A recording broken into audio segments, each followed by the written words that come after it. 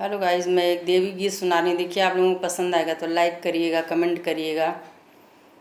अपनात बैठे मैया निमिया के चौतरा हो, छोहरी आया अपना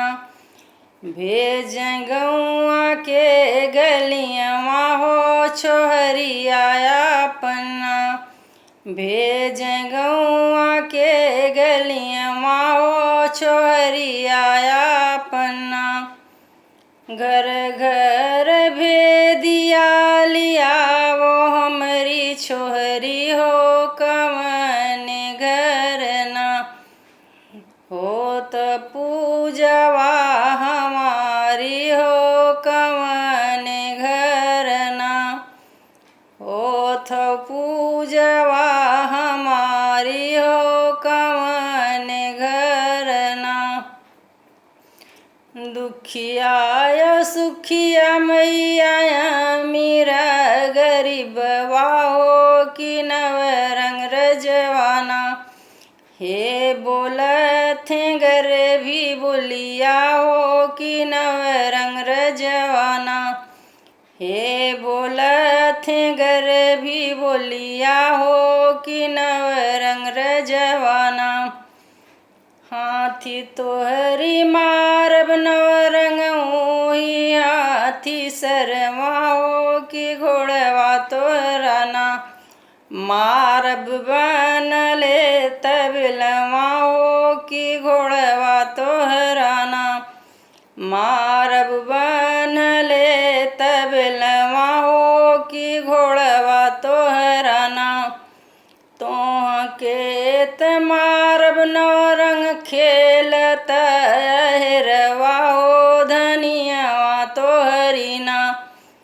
मारब फूल की सेजरिया हो, धनियावा तोहरी ना मारब फूल की सेजरिया हो, धनियावा तोहरी ना पूत तोहरा मारब नव रंग भरी कचहरिया हो, पतोहिया तोहरी ना मारब राम की रसोइया हो, पतोहिया तोहरी ना मारब राम की रसोइया हो, पतोहिया तोहरी ना एतनी बचन नौ रंग सुनहु न पवल हो, देवाव लगल ना पंचमे उआ की धरिया हो, देवाव लगल ना पंचमे उआ की धरिया हो, देवाव लगल ना हाथी तोहरी जी नव रंग ऊही हाथी सरिया हो, कि घोड़वा तोहरा ना जिय बनले तबलवा हो, कि घोड़वा तोहरा ना जिय बनले तबलवा हो, कि घोड़वा तोहरा ना पूत तोहरा जी नवरंग पूत तोहरा जी नवरंग भरी कचहरिया हो, पतोहिया तोहरी ना जिय राम की रसोइया हो, पतोहिया तोहरी ना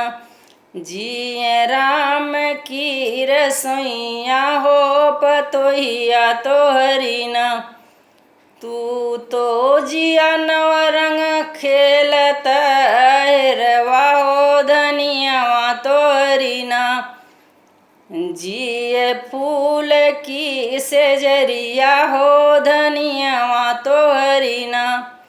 जिय फूल की सेजरिया हो, धनियावा तोहरी ना।